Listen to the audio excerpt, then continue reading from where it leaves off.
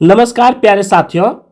झारखंड के युवाओं के लिए बहुत ही खुशी की बात है कि कोर्ट की तरफ से दो अपडेट निकल कर के आ रही है। यह अपडेट झारखंड जेटेट बनाम सीटेट को लेकर के है। इसी चैनल पे आपको विभिन्न प्रतियोगिता परीक्षाओं का क्लास पीडीएफ उपलब्ध कराई जाती है और बहुत ही अच्छी तरह से।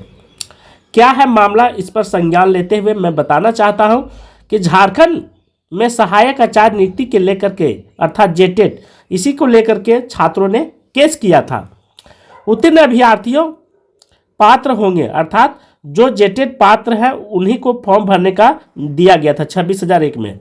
पर आगे चल करके क्या हुआ कि सीटेट वाले का कहना था कि नहीं, बहुत दिन से जेटेट की परीक्षा नहीं हुई, इसलिए सीटेट का मान्यता दी जाए। तो कोर्ट ने क्या कहा कि गुरुवार को सुप्रीम कोर्ट ने यह निर्णय सुनाते हुए 26,001 सहायक आचार्यों की नियुक्ति मामले में झारखंड हाईकोर्ट के फैसले को पलट दिया। शीर्ष अदालत ने कहा केवल वे उम्मीदवार ही इस नियुक्ति परीक्षा के लिए पात्र होंगे जिन्होंने झारखंड शिक्षक पात्रता परीक्षा उत्तीर्ण की है। जिन जिम्मेदारियों ने केंद्रीय पात्रता परीक्षा सीटेट या अन्य चीज़ों को पास किए हैं, राज्यों में से शिक्षक पात्रता परीक्षा उत्तीर्ण किए, वह झारखंड सहायक आचार्य नियुक्ति परीक्षा में शामिल होने के पात्र नहीं। बिल्कुल, आप देखिए मैं बात कर रहा हूँ, ये सब तो सीटेट वाले तो विद्यार्थी, पैसा भी गया, ठीक है, और समय भी गया। सोचने वाली बात यहाँ ये है प्यारे साथियों कि हर राज्य में लैंग्वेज जो है अलग अलग होती है। कहीं पे आप देख लीजिए, यहाँ पे ट्राइबल इलाका है, ऐसे भी झारखंड, तो यहाँ पे अनेक भाषा बोली जाती है। तो आप उस स्कूल में आप जैसे मान के चलिए खोटा लिए हैं, आप चले गए जंगल में, या बहुत सारे ऐसे यहाँ पे भाषा है, तो आपको हिंदी न वहाँ इंग्लिश समझ में उन लोग को नहीं आएगा। वहाँ मातृभाषा में ही आपको क्लास देनी होगी।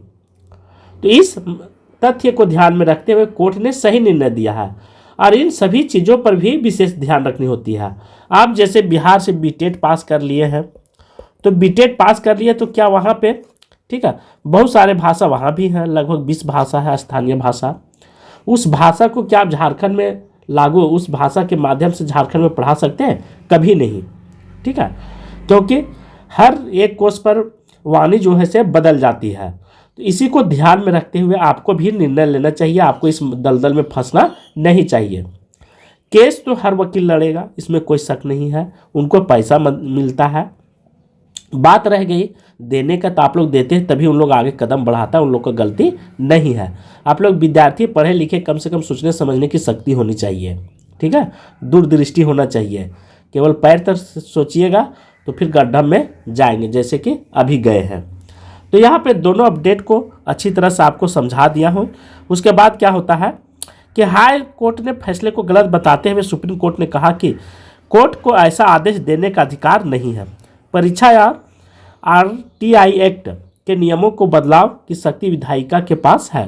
सुप्रीम कोर्ट में जस्टिस जेके महेश्वरी और जस्टिस राजेश बिंदल की खंडपीठ ने झारखंड हाईकोर्ट के आदेश को चुनौती देने वाली झारखंड शिक्षक पात्रता परीक्षा उत्तीर्ण अभ्यर्थियों की परमल कुमार और अन्य याचिका पर सुनवाई के बाद यह फैसला सुनाया।